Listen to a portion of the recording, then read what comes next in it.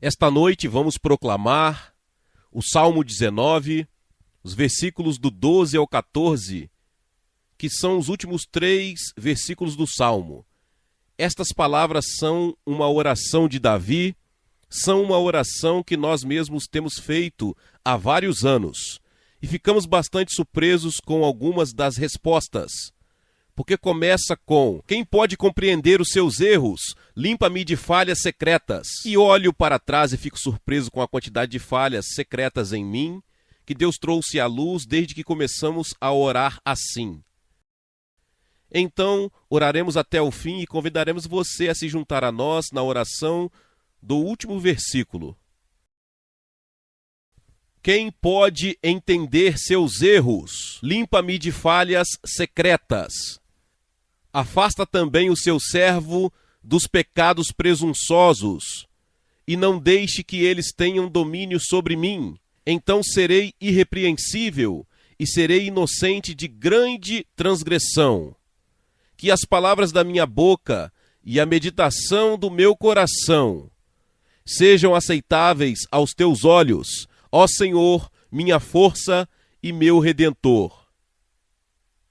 Tudo bem, agora vamos fazer com que você se junte a nós no último versículo. Tudo bem? Agora isso é uma oração. Não ore se você não for sincero, porque Deus acreditará em sua palavra. Agora diremos as palavras frase por frase e você as dirá depois de nós, tudo bem?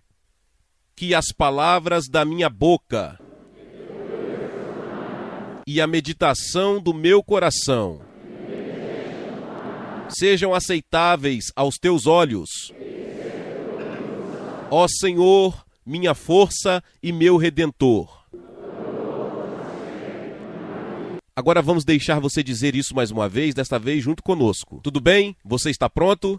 Que as palavras da minha boca e a meditação do meu coração sejam aceitáveis aos teus olhos, ó Senhor, minha força e meu Redentor.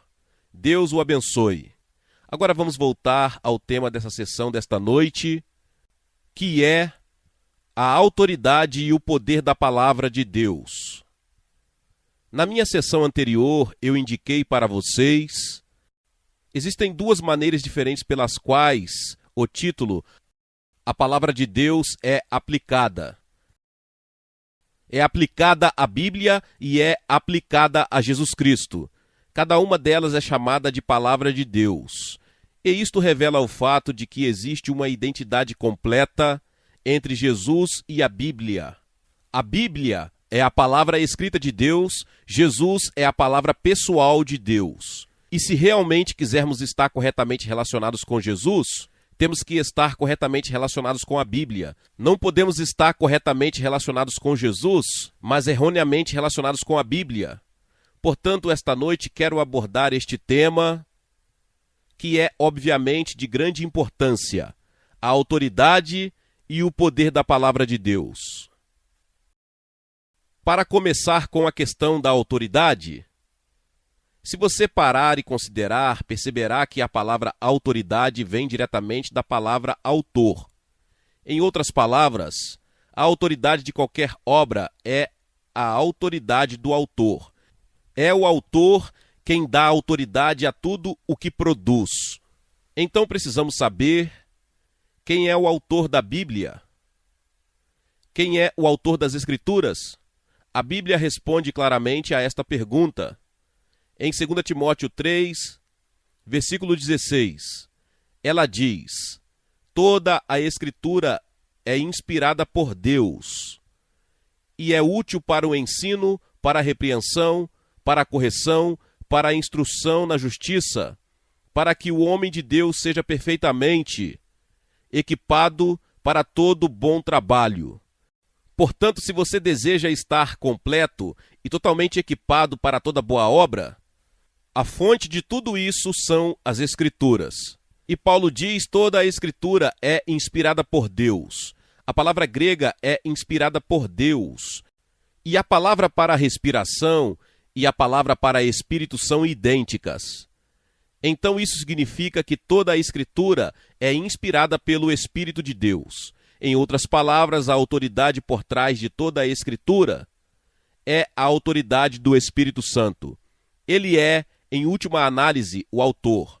Ele usou muitos canais e instrumentos diferentes, mas por trás de todos eles está a autoridade do Espírito Santo, que é o próprio Deus. Portanto, quando confrontamos as Escrituras, confrontamos a autoridade do próprio Deus. Agora diz que toda a Escritura é inspirada, e não algumas. Algumas pessoas eliminariam as passagens que consideram inspiradas daquelas que são consideradas realmente autorizadas. Mas isso não está de acordo com as Escrituras, porque o próprio Espírito Santo diz: toda a Escritura é inspirada por Deus e toda a Escritura é proveitosa. Em outras palavras, não há livros que você possa deixar de fora e dizer que não são importantes.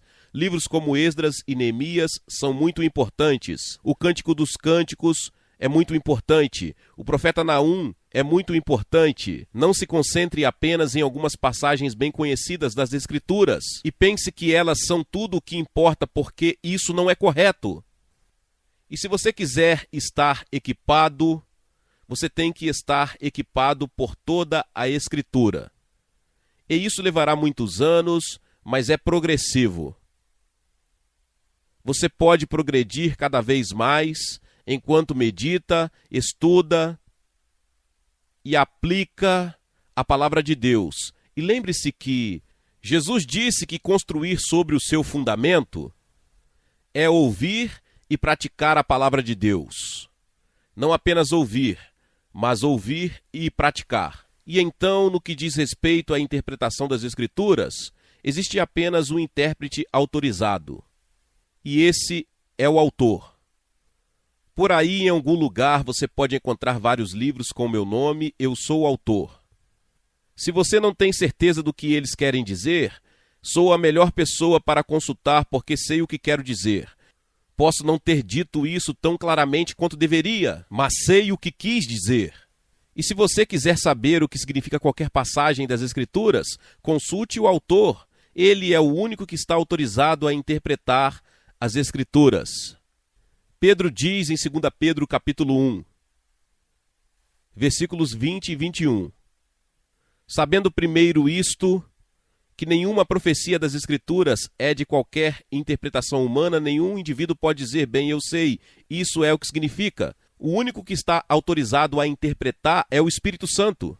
E então ele continua, pois a profecia nunca veio pela vontade do homem, mas os homens santos de Deus falaram, quando foram movidos ou movidos pelo Espírito Santo. Novamente, Pedro aponta o que Paulo apontou. A autoridade por trás das Escrituras, a fonte de inspiração, é o Espírito Santo. Agora você pode dizer, e com muita razão, mas os homens que escreveram a Bíblia foram, em muitos casos, muito fracos, falíveis, e a Bíblia ainda registra muitos dos seus pecados. Acho que é uma marca da exatidão da Bíblia, o fato de ela registrar os pecados das pessoas que a escreveram. Muitas pessoas hoje silenciariam seus pecados e não os exporiam, e tentariam se apresentar como infalíveis. Nenhum autor da Bíblia faz isso. Mesmo Davi, que foi o autor da maioria dos salmos, seus pecados graves estão registrados para todos lerem. Então, como pode a Bíblia ser infalível? Se as pessoas que as escreveram eram falíveis, há uma bela resposta dada a essa pergunta no Salmo 12. Versículo 6, um versículo simples. Salmo 12, 6. As palavras do Senhor são palavras puras, como prata refinada em fornalha de barro, purificada 7 vezes. Essa é uma pequena imagem de como as pessoas costumavam purificar o metal. Eles construíam uma fornalha de barro, acendiam nela um fogo e depois colocavam o metal ali para ser purificado. Então você tem 3 coisas nessa imagem. Você tem a fornalha de barro, que é o instrumento humano, apenas barro. Você tem o fogo, que é o Espírito Santo, que purifica a prata, que é a mensagem. Isso nos diz como homens e mulheres falíveis podem ser canais para produzir uma palavra de Deus inspirada e autorizada.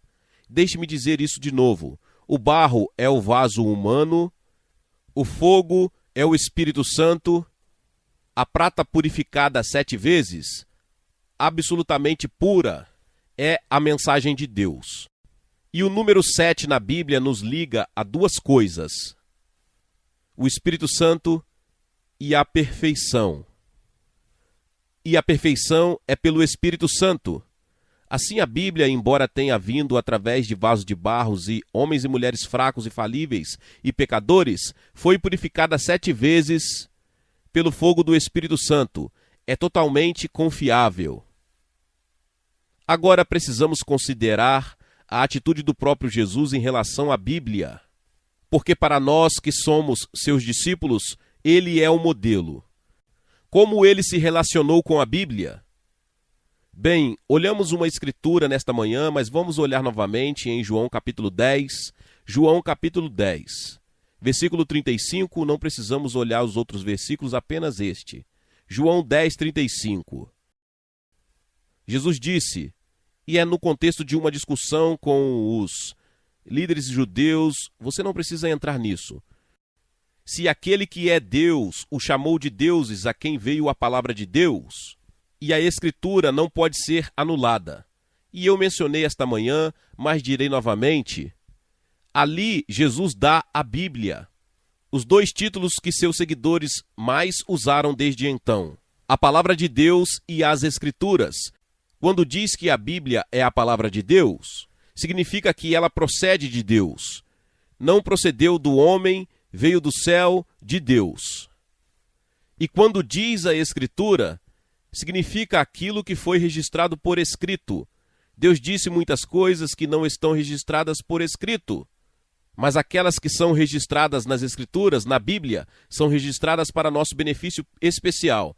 Elas contêm todas as coisas que podemos saber para a nossa salvação. Então essa foi a atitude de Jesus resumida naquela frase, que vimos esta manhã, mas será bom repeti-la. A Escritura não pode ser quebrada. Nada pode expressar a autoridade das Escrituras de forma mais completa do que esta simples frase. Ela não pode ser quebrada. Gostaria de convidá-los a fazer novamente esta noite o que fizemos esta manhã. Repita essas palavras comigo. A Escritura não pode ser quebrada. Diga mais uma vez, a Escritura não pode ser quebrada. E agora lembre-se, Deus responsabiliza você pelo que você disse, porque Ele espera que você aceite a autoridade das Escrituras em todas as áreas da sua vida. Agora vamos ver como o próprio Jesus usou as Escrituras. E aqui novamente ele é um padrão. Voltaremos para Mateus, o capítulo 4, e veremos algo que aconteceu quando Jesus estava no deserto, sendo tentado por Satanás. Mateus capítulo 4, mas precisamos começar no final do capítulo 3. O capítulo 3, no final, registra como Jesus foi batizado por João Batista no Jordão. E quando ele saiu da água, o Espírito de Deus, o Espírito Santo, desceu sobre ele como uma pomba e permaneceu sobre ele. Observe isso, é importante, o Espírito Santo permaneceu sobre ele. O Espírito Santo desceu sobre alguns de nós em vários momentos, mas nem sempre permaneceu sobre nós, porque dissemos e fizemos coisas nas quais ele não poderia permanecer. Mas Jesus nunca disse ou fez nada que entristecesse o Espírito Santo ou fizesse com que ele saísse dele. E então uma voz veio do céu, a voz de Deus Pai. Este é o meu Filho amado, em quem me comprazo. Agora você pode pensar, e eu posso pensar, bem, depois disso Jesus teria uma vida muito fácil. Ele teve o endosso do Pai, e do Espírito Santo e do profeta João Batista.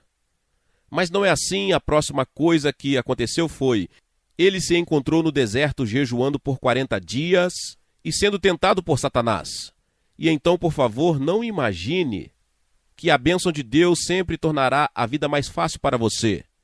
Na verdade, em certo sentido, pode tornar a vida mais difícil. Porque Satanás se opõe muito mais fortemente àqueles a quem Deus ungiu. E no Evangelho de Lucas, não vamos voltar aí. Diz que Jesus foi conduzido pelo Espírito ao deserto. Mas ao final de 40 dias, ele saiu no poder do Espírito Santo. Existem duas coisas diferentes. Uma coisa é ser guiado pelo Espírito Santo, outra é mover-se e operar no poder do Espírito Santo. E Jesus não fez isso até que teve seu conflito com Satanás e venceu.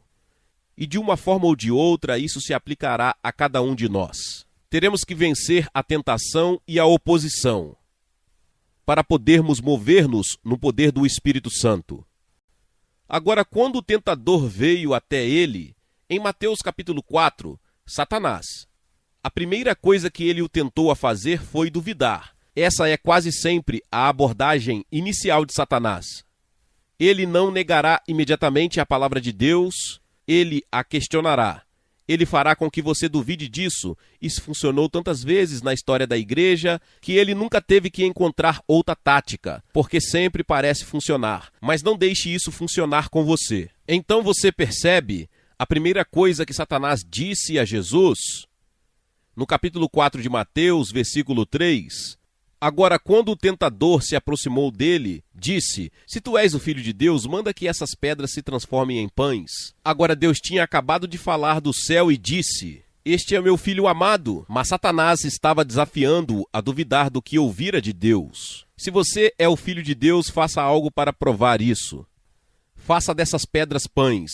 Mas Jesus lhe respondeu, está escrito, nem só de pão viverá o homem. Aliás, é interessante que todas as três respostas que Jesus deu a Satanás foram tiradas de um único livro, o livro de Deuteronômio. E é interessante também que nem Jesus nem o diabo jamais questionaram a autoridade do livro de Deuteronômio. Então, por que perder tempo fazendo isso? Então foi assim que Jesus lidou com a tentação. Muito, muito importante. Ele lidou com a tentação, enfrentando-a com base na palavra escrita de Deus. Está escrito. Não pense que você é esperto o suficiente para discutir com o diabo. Ele é muito mais esperto do que você. Ele está neste negócio, nesse mundo há muito, muito tempo. Não tente convencê-lo com seus argumentos. Enfrente-o com as Escrituras. Cada vez que Jesus foi tentado, isto foi o que ele disse, está escrito, está escrito, está escrito. E sempre que Jesus dizia isso, Satanás mudava de assunto. Ele sabia que não tinha resposta para as Escrituras. Portanto, não fique tentado a tentar vencer Satanás com sua filosofia ou com sua teologia. Apenas responda-lhe com a palavra escrita de Deus. Você vê que Jesus não cometeu o erro que Eva cometeu. Se você voltar ao início da história da humanidade, em Gênesis capítulo 3, nos primeiros versículos diz, ora, a serpente, que era Satanás em forma corporal, era mais astuta do que qualquer animal do campo que o Senhor tinha feito. E ele disse à mulher, é verdade que Deus disse, não comerás de toda árvore do jardim? O que ele atentou fazer primeiro? Duvidar, isso mesmo. E quando você duvida, o próximo passo é a descrença e o próximo passo é a desobediência. Lembre-se disso, não tenha dúvidas. Bem, Eva cometeu o erro de pensar que poderia enfrentar o diabo no nível dele, então ela lhe deu uma resposta. Bem, podemos comer de todas as árvores. Ela não queria reconhecer que havia quaisquer restrições, exceto a árvore, no meio do jardim que é a árvore da vida. E a respeito disso ela disse, Deus disse, não tocarás nela, nem comerás dela para que não morras. E observe a resposta do diabo. A serpente disse à mulher, certamente não morrerás. É a isso que ele quer chegar. Ele começa questionando, mas continua negando. E se você estudar a história da igreja nos últimos 100 anos ou mais, descobrirá que onde quer que Satanás tenha persuadido, teólogos ou pregadores ou quem quer que seja, a questionar as Escrituras, ele sempre os levou ao ponto onde ele realmente nega.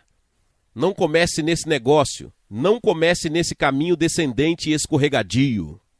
A Escritura é a autoridade de Deus. É a palavra de Deus, aceite-a. Viva de acordo com ela. Responda ao diabo com a palavra. Ele não pode responder ou resistir à palavra escrita de Deus. Em Efésios 6:17, Paulo diz: tomai a espada do Espírito, que é a palavra de Deus. E você provavelmente sabe que existem duas palavras gregas para a palavra. Uma é logos e a outra é rema. Logos é o conselho total e eterno de Deus. Rema é uma palavra falada por Deus. E essa é a palavra usada em Efésios 6:17. Tomar a espada do Espírito, que é a rema. A palavra falada de Deus. E quando você encontrar o diabo, você tem que enfrentá-lo falando a palavra de Deus. A Bíblia não irá protegê-lo se estiver apenas na sua estante, ou mesmo se estiver na sua cabeceira da cama. Só funciona quando você a cita. Você tem que colocar na boca e dizer por si mesmo. E então se torna uma espada afiada e pontiaguda, da qual o diabo recua. Ele não tem resposta para isso. Agora vejamos também o que Jesus diz sobre a autoridade da palavra escrita de Deus. Você se lembra do que eu disse? A palavra escrita significa a palavra de Deus escrita. E Jesus disse em Mateus 5, versículo 17 e 18: não penseis que vim destruir a lei ou os profetas. Essa era a maneira judaica de falar sobre o que chamamos do Antigo Testamento a lei e os profetas. E eu não vim para destruir, mas para cumprir. Pois em verdade vos digo que, até que o céu e a terra passem, um jota ou um tio não passará de forma alguma da lei até que tudo seja cumprido. Agora, as palavras J e tio, J no grego moderno, é a menor letra do alfabeto hebraico. E um tio é apenas uma pequena curva colocada em uma carta por escrito para distingui-la de uma carta semelhante. Então, esses são os dois menores itens no texto escrito das Escrituras. E Jesus disse que nenhum deles jamais morrerá. Isto indica claramente que Jesus reconheceu a autoridade absoluta da palavra escrita de Deus. Ele não estava falando sobre a palavra falada de Deus naquele momento, porque as palavras J e tio só se aplicam ao que está escrito. Portanto, Jesus endossou absolutamente a autoridade total da palavra escrita de Deus. E então, um pouco mais adiante, ou bem perto do fim do seu ministério, em Mateus capítulo 22, ele estava lidando com os saduceus, que eram os liberais daquela época. O povo que não aceitava a autoridade de todas as Escrituras. Na verdade, eles aceitaram apenas a autoridade dos primeiros 5 livros, o Pentateuco. E eles estavam desafiando o ensino que haverá uma ressurreição dos mortos. E eles vieram a Jesus com uma pergunta inteligente, mas foi assim que Jesus lhes respondeu. Em Mateus 22, versículos 31 e 32. Mas a respeito da ressurreição dos mortos, não lestes o que da parte de Deus foi falado, dizendo: eu sou o Deus de Abraão, o Deus de Isaque e o Deus de Jacó. Deus não é Deus de mortos, mas de vivos. Observe como Jesus aplicou essa escritura. Essas palavras foram escritas por Moisés cerca de 14 séculos antes. Na verdade, foram palavras ditas pelo Senhor diretamente a Moisés. Mas Jesus não falou sobre eles como algo que foi dito a Moisés há 14 séculos. Isso é muito poderoso. Ele disse: você não leu o que Deus lhe falou? Você vê, a Escritura nunca está desatualizada. Não é apenas o registro da inteligência humana. É Deus. E mesmo que tenha sido escrito há 3.000 anos, ainda é Deus falando com você hoje. Essa é a autoridade das Escrituras como Jesus a entendeu. Agora precisamos considerar também como a vida de Jesus cumpriu as Escrituras. Se você ler o Novo Testamento, descobrirá que, em 18 lugares diferentes, ele diz que algo aconteceu na vida de Jesus para que a Escritura pudesse ser cumprida. Em outras palavras, ele não apenas acreditou nas Escrituras, não apenas proclamou as Escrituras, mas também obedeceu às Escrituras. Toda a sua vida foi resultado das Escrituras. Você pode considerar vários aspectos de sua vida, mas consideraremos apenas 4.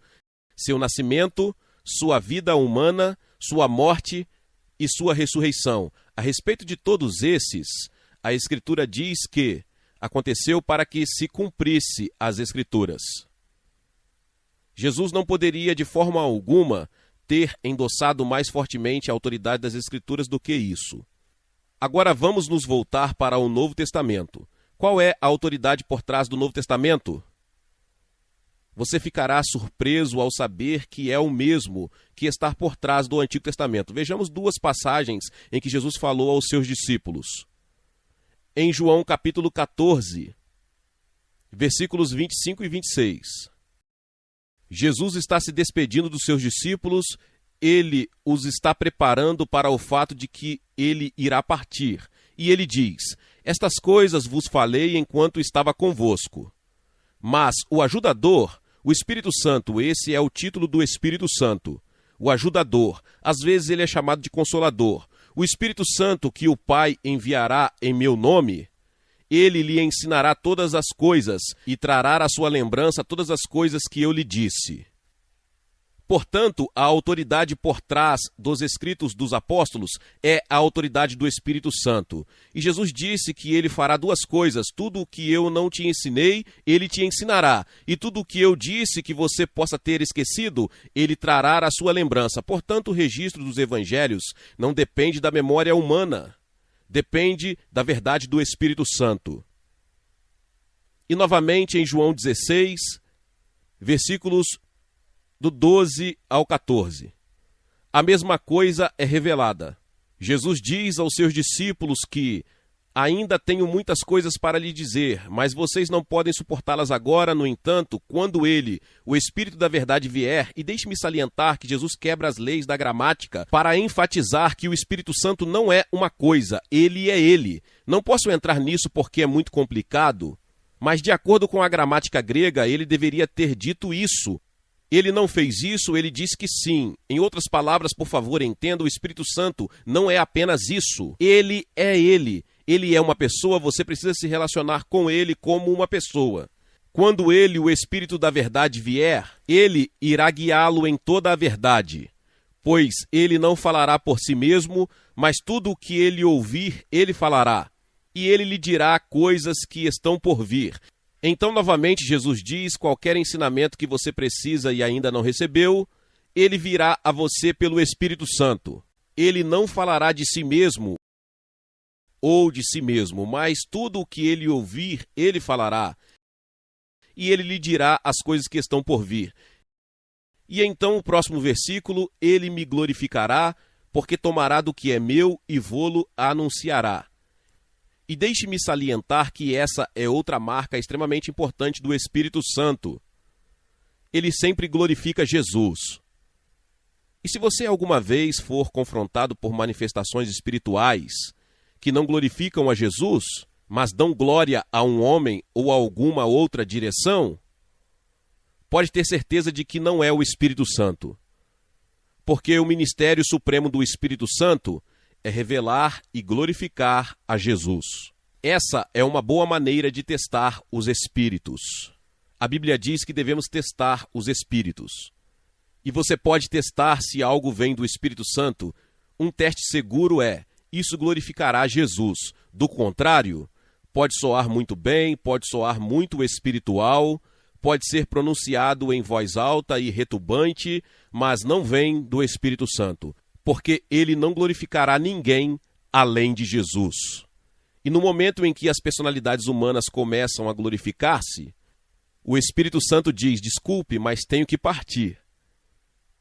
Você pode continuar, mas eu não estarei aqui.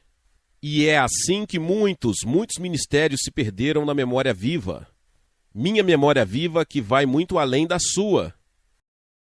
Eu não poderia contar o número de ministérios que terminaram em ruína porque os homens tomaram a glória que o Espírito Santo só dará a Jesus. E quero dizer também que estou muito consciente disso. Estou continuamente me examinando. Estou dando glória a Jesus? Ou estou tentando convencer as pessoas de que Derek Prince é alguém importante? Derek Prince é um pecador salvo pela graça de Deus.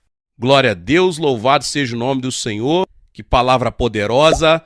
Talvez você chegou até aqui e ouviu esta palavra e ainda não é inscrito aqui no canal. Se inscreva aqui no canal e ative o sininho das notificações. Todos os dias são postados vídeos abençoados aqui no canal para te abençoar. Deixe também o seu like e não se esqueça de compartilhar esta palavra com mais pessoas. Meus irmãos e minhas irmãs, nos vemos nos próximos vídeos. Amém.